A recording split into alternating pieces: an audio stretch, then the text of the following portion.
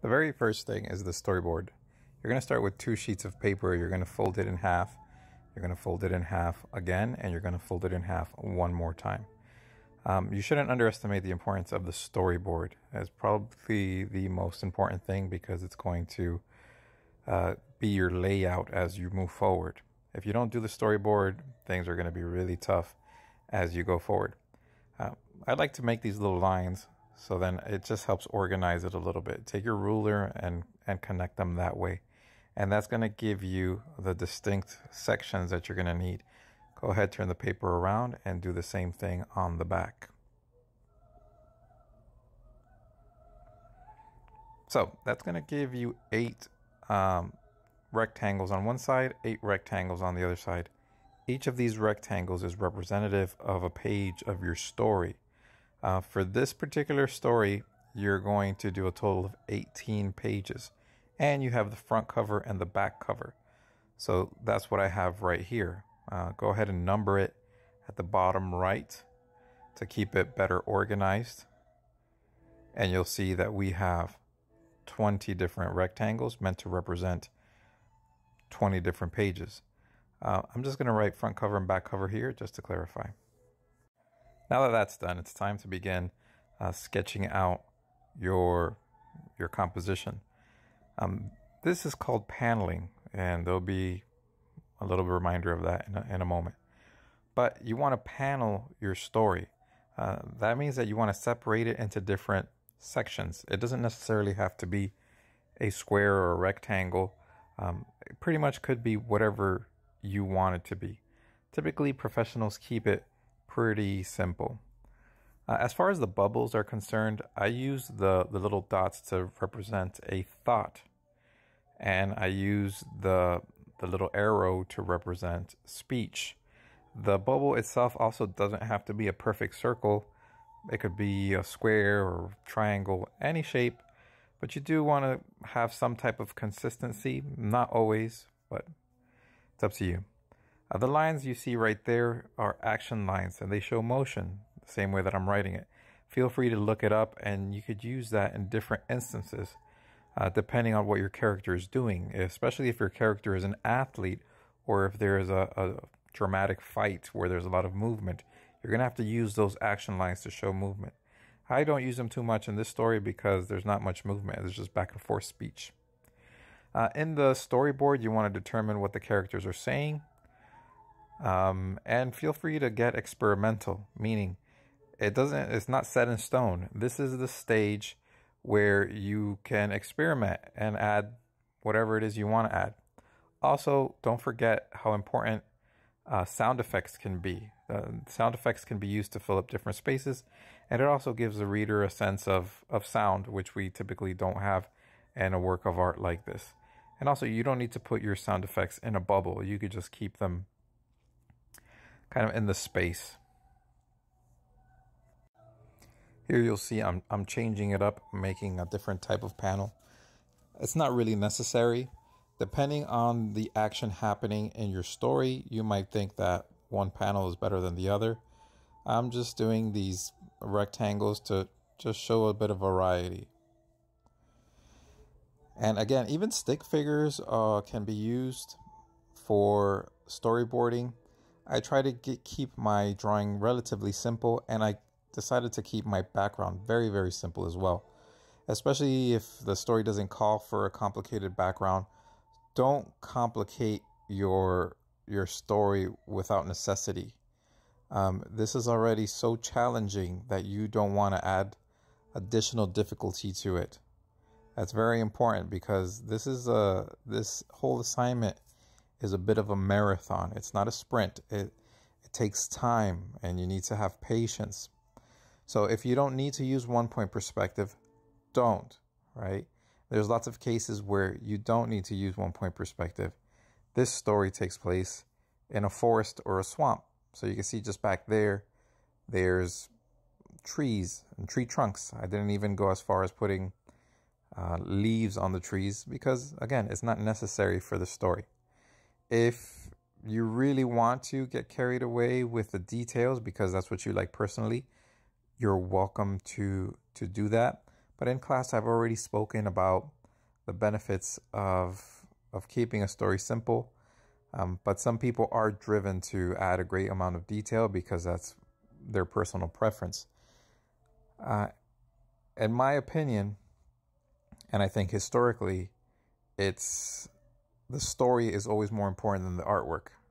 If you can get people to fall in love with your story, you can get away with a lot as far as the artwork is concerned. But you do need to have a balance. The artwork is important, just the story is more important. And you absolutely must panel, because the way that we're going to put this all together, those panels are necessary, and you'll see that a little bit later in the video.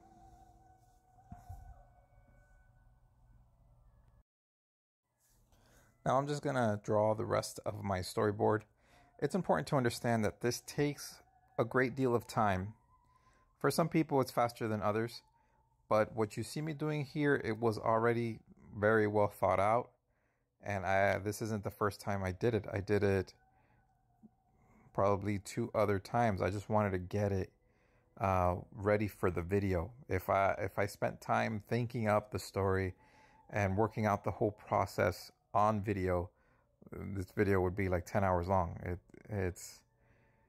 So understand that what you see me doing right here is not really representative of the amount of time that this actually takes. It takes a great deal of time, and you need to be patient. Also, I would like to say that some people have a hard time coming up with the story. When you're coming up with a story, you need to look at the big picture first, right? What are you trying to get out of the audience? What are you trying to get out of your readers? What type of story do you want to tell? Do you want to tell a comedic story? Do you want to tell a dramatic story? Do you want to tell a romantic story? And once you decide those things, you can begin to go down that path. I wanted to tell a comedic story to make people laugh. So I thought about things that might be funny. Whatever your particular sense of humor is, refer to that. Think of things that have made you laugh in the past and try to not plagiarize, right? But try to pick up some of that style of things that made you laugh. The same thing with drama or romance. Refer to the stories in your life that you can remember that you really enjoyed that related to drama and romance. You're going to complete the storyboard front and back. So you don't see me doing that whole thing because, again, it's kind of redundant. So you see me do the front and the back here. That's a total of 16 pages. And for this particular assignment, I want you to do 18 pages, which is typical of one chapter of a manga. I think 18 pages is about the right number. See right there, I have page 17 and 18, and then I did a quick design for the front cover and the back cover. And there you go. For this assignment, that would be considered a finished storyboard. If you're doing something that's longer, say you're trying to do a one-shot, which is, in my knowledge, basically like 10 chapters of your story, you will need 180 pages, and the storyboard should tell the whole story. Part 2. Now that you have your storyboard, you want to make those drawings the best that you possibly can. And that's what I begin to do, or that's what I already did. So you see, that's my storyboard. And this is my final drawing that I'm going to show you now in a moment. And they're very similar as well as they should be. I also didn't try to complicate myself too much, knowing the amount of work that it would take to complete all these drawings. Well, you don't want to get super carried away. Not at this level anyways. You don't want to get super carried away with hyper realism or anything like that.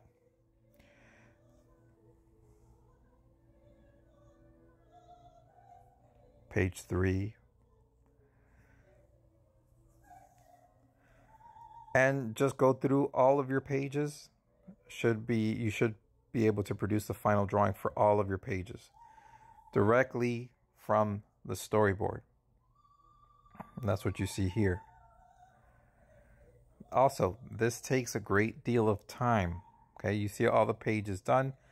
But off camera, I was working diligently, and if you were to sit and watch me do every single page, this video would be eternal. Now that you have your final pages, it's time to start inking, and then after you ink, it's time to shade. This year, I might or might not give you one of these markers. If you don't have one of these markers, then you could just use a black pen or a black color pencil. But the very first thing you want to do is you want to go and you want to outline all of your final drawing. While you're outlining, if you see an opportunity to darken an area, then by all means go ahead. Like you see, I darkened around the eyes because I know that that area is going to be dark, or that I wanted it to be black. You should outline all of your pages. See, as I've done here. Again, I'm not going to show you all of that. It would just take a very, very, very long time. And to try to keep this video as concise as possible, I'm not going to show myself doing every bit of that. Just know that, as I've said before, it does take a long, long time. Now that the outlines are in, I'm going to start the shading process by hatching in all of these areas. Typically, you want to keep the shadows or the lighting very simple. Top. So imagine that the light is coming from the top of your characters. And that will always keep it simple. That means that the shadow's on the bottom and the midtone is somewhere in between. And that's what I try to do, and that's what I think you should do as well, so as not to complicate yourself too much. You can see for the trees that I added these hatch marks to try to recreate the texture of bark. So keep in mind that anything with these types of textures, it'd be a good idea to hatch, you know. Again, do that to all of your pages and start getting ready for the next step, which is shading. By now it's starting to look a little bit more complete. You can see that outlining and inking really adds something to it. It adds a professional quality that you want to have to make it as good as possible. And those qualities will be essential in order to try to make it look professional and possibly sell it. Either a physical copy or a digital copy. Now, when you want to sell, like I tried to publish this story on Google. Unfortunately, it was rejected. One, because they asked me to prove that I owned it. So copyright is very important. And if you wanted to sell digitally, that's what you should do, is seek the copyright. That's the next step. Right here, you want to start shading everything. And you want about a value of 5 on the value scale from 1 to 10, or 5.5, somewhere around there. And right after, you're going to use a tissue to spread that value throughout. And this is going to create your midtone. And from your midtone, then you'll add your shadows and your highlights. Yeah, so Google told me that they couldn't approve it because they needed proof that what I was trying to publish was actually mine. And that's fair. They also told me that, well, they didn't say this, but I assumed because I read through their policy. And the content matters. So in this story, I made some, I think it's appropriate, school appropriate jokes about poop. But they didn't like, I don't think their policy, according to their policy, they wouldn't accept it. I don't know if it boiled down to that, but it's important to read their policies. It is their platform after all. So you can see that I added the shadows by darkening with a pencil where I wanted it to be darker, which is typically on the bottom.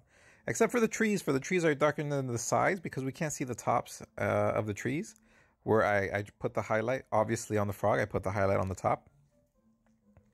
But the lights don't have to make complete sense. And I did a little bit of research before I came to that conclusion. Like I looked up professional anime, comic, and manga. And the lights don't always make sense. Sometimes there's a light source that you're like, where's that light coming from? And so it certainly doesn't have to be perfect, but just as a general rule of thumb, you do want it to be consistent. And I consistently put the highlight in the center of the tree. So I'm just letting you know that, so you don't have to, it doesn't have to be perfect. For the clouds, I found this nice technique where it's kind of a little bit messy and you go from side to side. You want to make sure that your clouds just aren't uniform, unless if your story calls for that. You don't want a big circle for a cloud. It might be perceived as the moon or something. And that's pretty much it for shading. Go ahead and shade everything, and that for the most part concludes the drawing part of this. And now I think that you have something that looks pretty good. I think one of the reasons that Google wouldn't give it to me is because it looked like it was professionally done, so they thought I might have stolen it. This part here with the border, so if you just do a thin line all around your pictures, it's not really necessary, but the way that we're going to do this is we're going to cut these images out and then put them in our books. And it just helps a lot with that, and it helps keep it clean, and it helps to make sure that you don't get too close to the actual drawing. Just with a Sharpie, and plus that line that you draw, it kind of creates a border, believe it or not, so the ink doesn't bleed out past that point. Get a Sharpie and just outline it like that, and you're going to want to do that to all of your images as well. All right, now this part of this project is very important. You want to build your book. There's many different ways to build a book, and this is just one of them, right? First, for this particular project, you're going to start with 6 pages, of which the drawings only really go on 5. Now, in a perfect world, we would just copy our drawings and make sure that the drawings are already on these pages as we're folding them. So when you put the book together, it's all done. But unfortunately, because we don't have the printers or the scanners for that, we're going to have to do it a different way. So follow right along with me. What I'm doing in the video is the way that we're going to do it. Take your 6 pages, fold them one by one, and you're going to have to fold them back and forth to make sure that that crease is really nice and strong. It just makes things a little bit easier. Right above me there, you see that I have that special stapler. Staples are going to act as our binder, or it's how we're going to bind this book, how we're going to hold it together. There's many different ways to bind a book. You could do it with a stapler like we're going to do, which is typically, it's like a pamphlet. There's another way I experimented with glue. You could do a glue binding, but this is just the easiest way. Also, you could bind it with string, but again, stapling is quick and easy.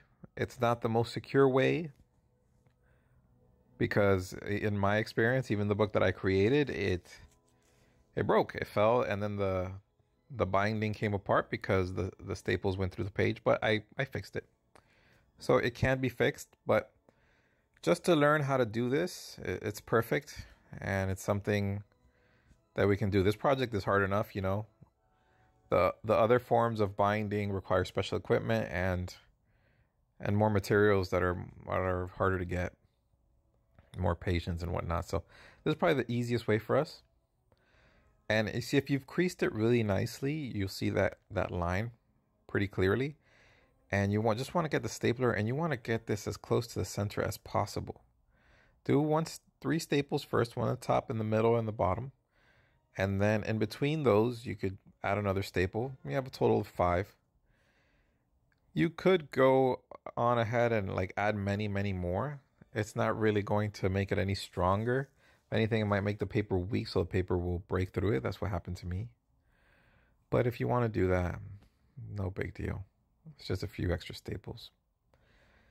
For your hardcover, because you do need a hardcover for this project, go ahead and get a piece of cardboard, and it's something as simple as tracing your little pamphlet over that piece of cardboard and just cut it out. You're going to do that for the front and the back. You'll see me do that.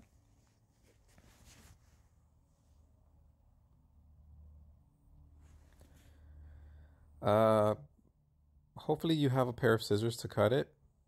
I have a pretty big pair of scissors right there.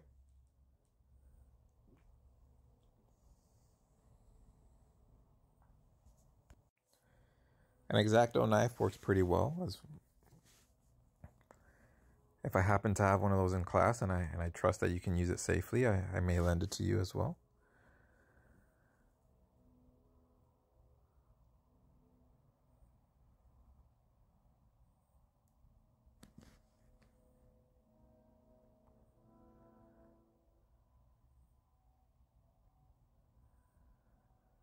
There you go. 2 pieces of cardboard that are going to act as our hardcover. Yeah, you're going to need a sheet of paper. I have paper in class. You don't want it to be too thick because we're going to wrap these pieces of cardboard in that paper. If it's too thick, I mean, it may still work, but I think I could get some paper for you that's not too thick. This gap in between these pieces of cardboard is important, and you want to make sure that you have a gap that's wide enough, not too thin.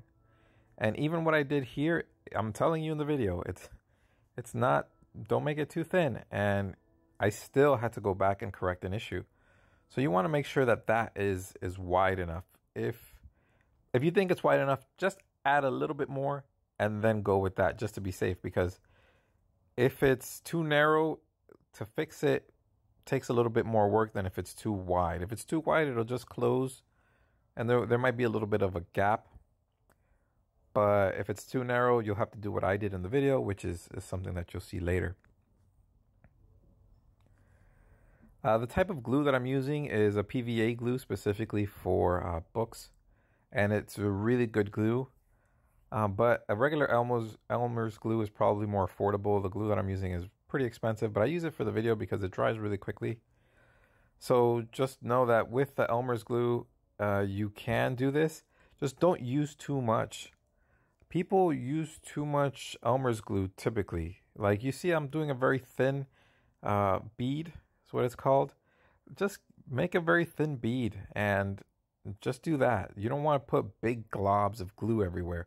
And as you see me glue throughout the video, it'll be a pretty thin bead of glue in a straight line. And that's it. That's really all you need. It'll dry quickly. And you believe it or not, it will dry strong. So you don't really have to worry about it too much. Dare I say it dries stronger than if you put a ton of glue that never dries, you know? And it doesn't get all mushy. And that's really important. Do flatten out your edges here. And this next step is important. I made the mistake many times of not folding this correctly. You want a nice clean corner for your book. And in order to do that, you're going to see what I do now in a moment. But before that, make sure that these sides are glued down as well. Something else about this glue is that it dries pretty flat. Again, if you don't use too much Elmer's glue, it should dry flat as well. But if you use globs of it, then it just becomes more, you know, thick. So what I do here, you see, is when I fold this, I don't fold it all the way up to the cardboard. I do leave a little gap. And then I'll put a little glue just to hold that down. Again, don't fold it all the way up to the cardboard. Leave a little gap there. And then when you fold that inward, it's going to leave you with a very nice corner. As you might have guessed, you're going to have to do that to all 4 sides.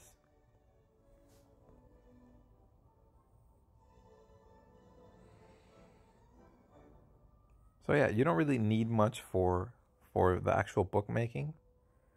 Just some glue, cardboard, and paper. All right. There are more complicated ways to do it, but I try to keep it simple.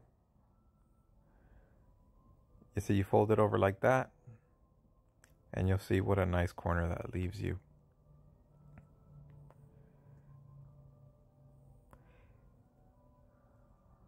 If you don't leave that gap, then it's just going to kind of build up on itself there, and you're going to have like a layer of paper there and just a little bit of a bulky corner.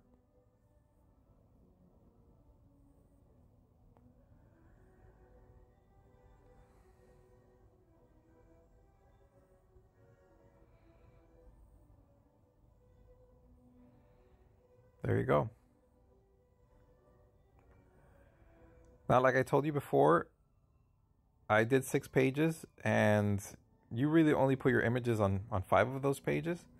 The 6th page, though, is essential because it's what's going to hold uh, the hardcover to your pages. I like to take a little bit off just because since I traced over, like my cardboard is like the same size as my pages. And if I were to leave that on, it might go all the way to the edge, and I don't really want that. So I just cut off a little bit. So when I glue it in there, it doesn't go over the edge. And you might say, well, that doesn't look pretty, or that doesn't look neat. You don't have to worry because we're going to take care of that later. Pretty simply, actually, we're just going to get a sheet of colored paper and we're going to glue over that whole thing. So you won't even be able to see that. Another thing that we are going to have to take care of is the binding. So it's binded together with staples, and you can see the staples in the center there. That does a few things. It looks bad. It doesn't feel good when you touch it with your finger. And it's possibly dangerous. If one of those staples is facing up or didn't completely fold, then it has the potential to cut someone. The solution for that stapling situation is actually pretty simple. And that's just to glue those 2 pages together. So those are the 2 center pages. And with a very thin bead all around the edge of the page, one of them, you're just going to put those 2 pages together, and that will cover up the staples. You're going to have one thicker page in the center, but it's not really a big deal. Unless if the reader tries to like pull them apart physically, which, you know, if they just pay close attention, they'll see that they're glued together on purpose. And the way that you number the pages should also tell them that they're not missing any pages, because you're going to jump directly from one number to the next. See? Glue it together just like that.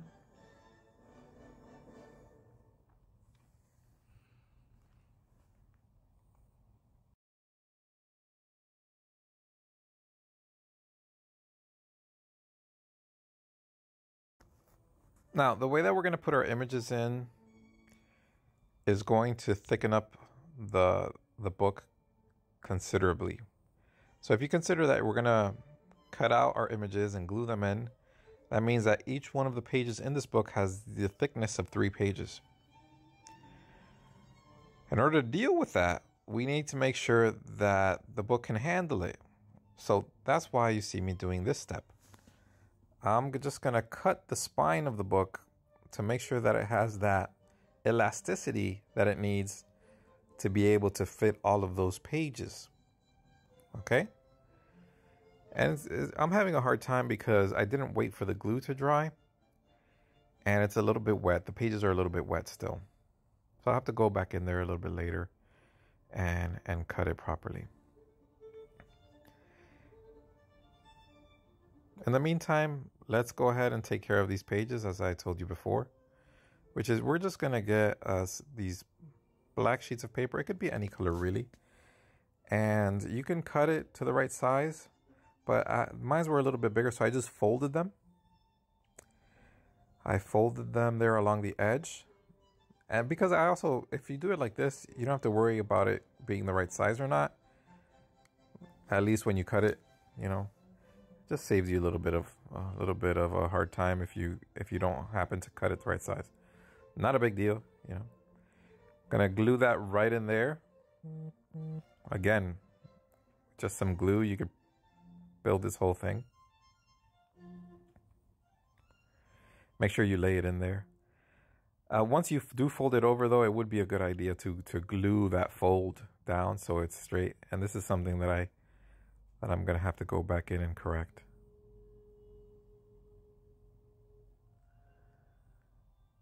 Glue's going to get on your hands. This comes with a job.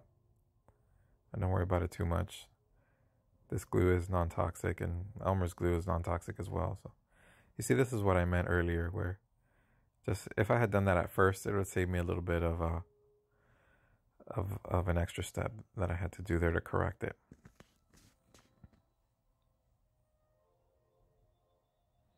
There, now you don't really have to worry about the unseemly paper underneath. Remember I told you don't worry about it, we're just going to cover it up.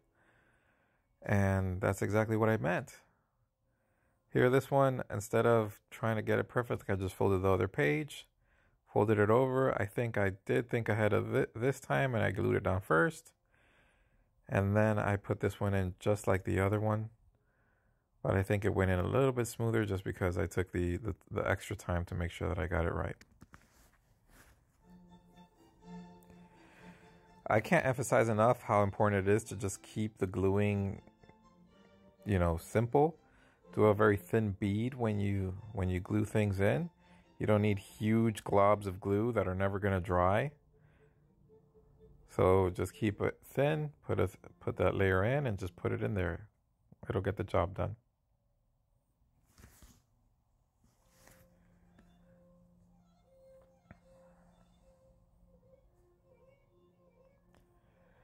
I see, because I didn't do it right the first time, it's still giving me problems. But ultimately, I think we end up with something that's acceptable.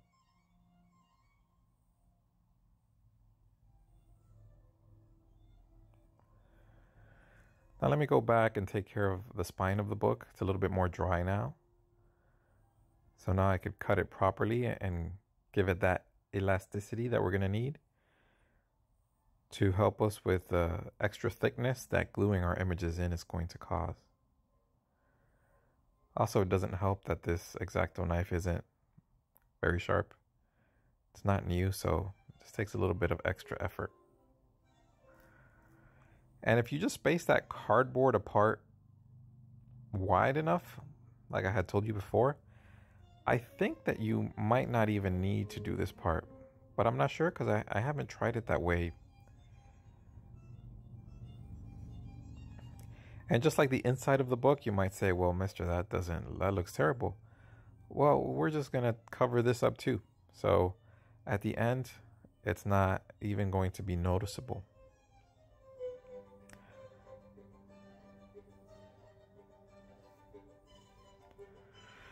And this is how we're going to do it. Just with a thin piece of black paper again.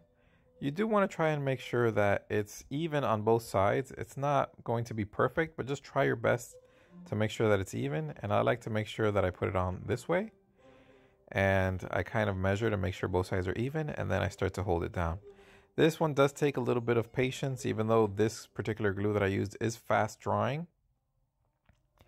Elmer's glue might not be so quick to dry, so you're going to have to continuously put the edges down and make sure that it just stays flat. You want to keep these things as flat as possible. If you leave any edges standing up, then they tend to peel or it might rip or get caught in something. So you just want to make sure that this stays as flat as possible. And when you go to cut it, you might have a little gap there where you can still see the white underneath. In order to take care of that, I just got a Sharpie and I covered it up relatively quickly. Yeah, I went back in and I made sure that all of my edges that may stick up did not, by just adding extra glue where I needed to. And this is where I got my Sharpie, and I just covered that little spot, and it's not even noticeable. Of course, if you look at it intently and you examine it very closely, of course you can see it, but nobody should be calling you out on that.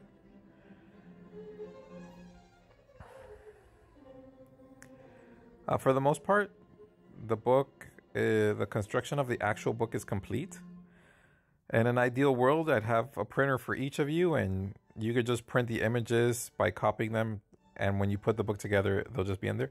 In an ideal world, that's not what we're doing because we don't have that, right? So now this is how we're going to put it all together. And I've already mentioned it, so it should come as no surprise that we're going to start cutting out our images and gluing them in page by page. And that's exactly what you see me doing here. You want to be careful when you cut. You don't want to mess up your drawing. Though I did have a student that messed up her drawing and she just did that panel over. That's the importance of having panels as well. is if you make a mistake here, it's just one panel that you have to recreate. You don't have to redo absolutely everything. So thin layer all around the edge and just put it right in there. By this stage, I was pretty happy with the way it was looking. You want to make sure that your panels are in the right spaces. That's why I still had my storyboard, and you just saw me check it right there. Especially once you put it down, because once it goes down and it starts to dry, if you try to lift it up again, you might tear some of that paper off. I'll show you one more example with page number 2. Certain circumstances might require that you use an X-Acto knife like this. Depending on how your paneling is set up, you see, like, this one isn't so easy to cut in two because of the bubbles, the speech bubbles, and how they connect it to the two panels.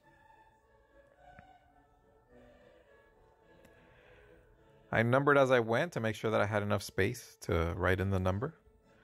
And in the book in class, you'll actually see that I went back and I digitally altered these things, so it looks much more professional, and I put in the numbers digitally. I scanned them, and then I changed the text and the numbers on my phone, and then I printed that out. I think maybe not. Here we go. So this is the inside of the book, done and numbered, and I was pretty happy when I got to this level because it meant that I was nearing completion. And there's an immense amount of work that went into this, and any of you that attempt this project, you will know how much work goes into this. In all honesty, this is likely a project for a more advanced class, an AP class. But if you're just a beginning level 2D class and I'm asking you to do this, it's because I think you can do it. But it is very challenging. Here's that problem that I came across, and you see how adding all those images really thickened up the inside. So even though I had cut the spine, I need to go ahead and cut the spine again. And the first year that I attempted this, I actually made books. So if any of you attempted in the future, those books are still available, and I can give you the book, but you will probably have to do this step because they're not thick enough to handle all of the images being cut out and put in. So I cut it open, and that opened up a little bit more space, and I just added another black strip to cover up this new gap that I've created. And it made it much better. It's not perfect, but it's much better. This book broke. The inside fell out. It fell off of my shelf and it broke. So I actually ended up doing it a slightly different way, using my printer, making sure that the images were directly on the pages. And so the one that you see in class, if you see it, won't have this problem at all. It was very thin. And if I only have one of you working on a book, I might just help you out with that and make sure that yours is thin as well. So even on the printer, some of the pages you can see through them. So you can just see through them, you know. This way that we did it here and in this demonstration, that doesn't happen. You can't see through it because there's like so many. There's literally a page in between the two of them. But that's not it's not a big deal. It's still, you can still read the story, no problem. There you go. And that helps it substantially, so the book is able to close a lot more than it did at first.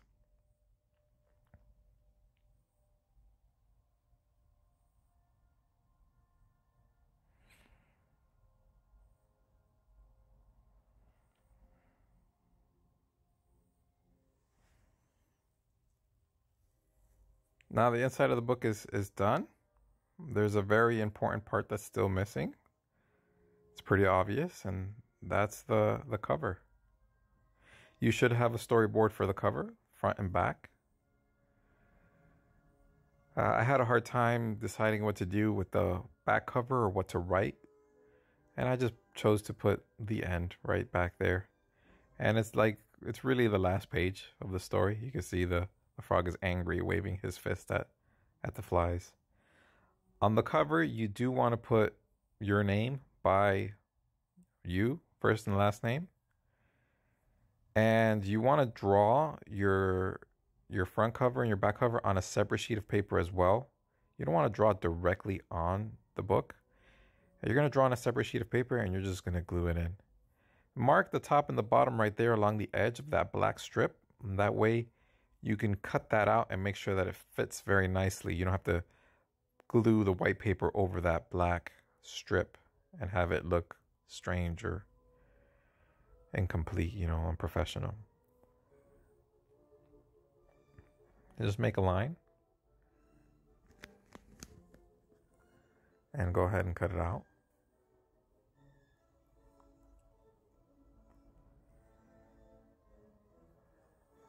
And then you can start your drawing. This is the first drawing, strangely enough, that I am showing. Well, it is the front cover, so it makes sense. But this takes you a little bit through my drawing process. I didn't bother going through all of the drawings because if you're doing this project, you've seen a lot of demonstrations of me drawing prior to this. And in this little demo of me doing the front page, you could see how often I will go back and erase something. So especially with lettering, it's important to try to get them the right size.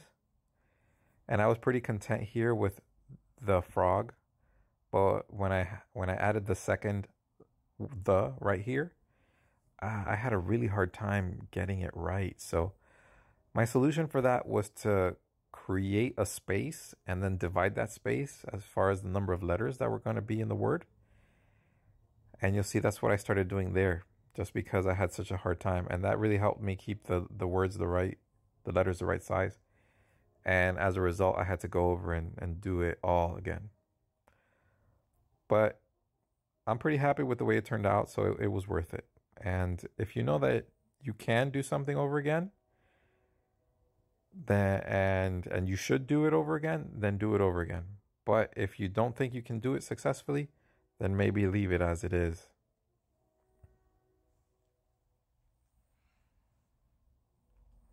And you can go ahead and erase those guidelines.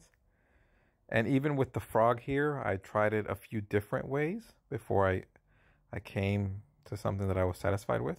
I had to go back and reference my own drawing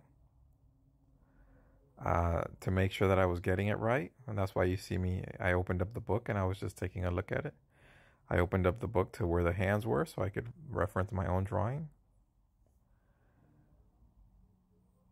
And that's okay. I mean, feel free to reference your own drawing.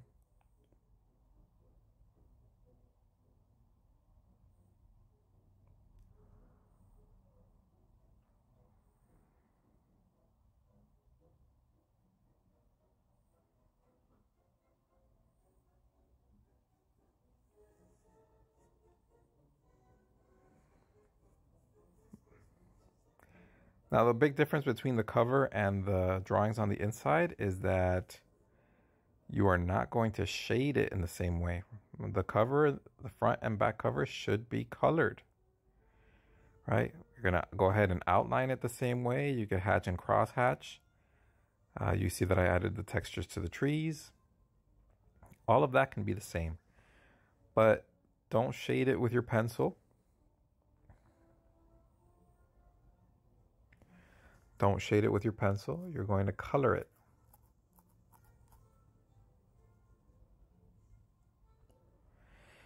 And like I just said, you've seen me do coloring demonstrations when it comes to the different textures, the spoon, and all of that in my previous lectures. So I'm not going to show myself on screen doing the coloring parts. I am showing you here how it fits rather nicely because we did measure it against that black strip and we cut it. So I use these Crazy Art pencils. You could use Crayola pencils, whatever color pencils you have. And there you have it. There's the colored front and the colored back, which I was pretty happy with.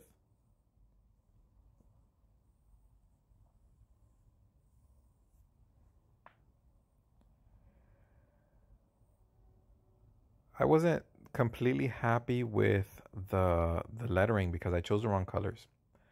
I colored my letters red, and then I chose the background of the letters like a red orange, and they blend too much into each other. And I corrected that in a little while. You'll see how I feel like I made it better. When we're gluing here, the same as always, a very thin bead of glue. Don't do a big glob of glue. And you're going to go ahead and carefully put that in place.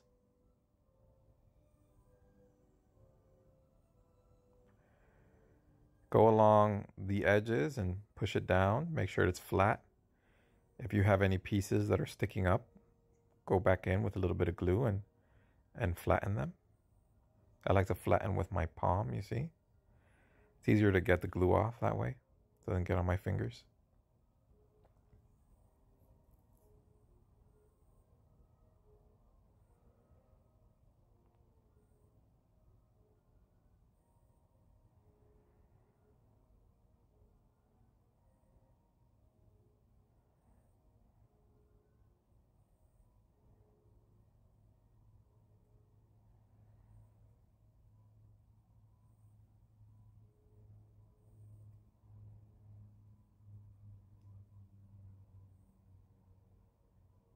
Let it dry a little bit before you glue on the back. But you're going to do the same thing with the back, which I already did. There you go. I know this project is long, but if you can manage to make it here, it will be worth it. There's lots of possibilities with this. If you go and get your copyright, try to sell it digitally. There is also a way to just produce these. I want to say mass produce them, but it's not difficult to make them once the first one is done, and sell them, you know, sell physical copies. But overall, this project, I know it was very difficult, but I hope that you can be happy with the end result. And I worked really hard, and I hope that some of you at least get something out of this one. I'll see you in class. Make sure you stay safe and healthy wherever you are.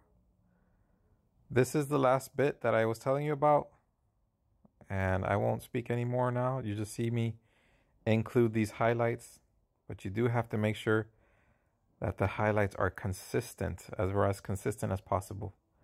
Like I try to distinguish the letters with just a whiteout pen, which is a great tool to add highlights. And I just try to make sure that I was consistently putting them on the same side for all the letters.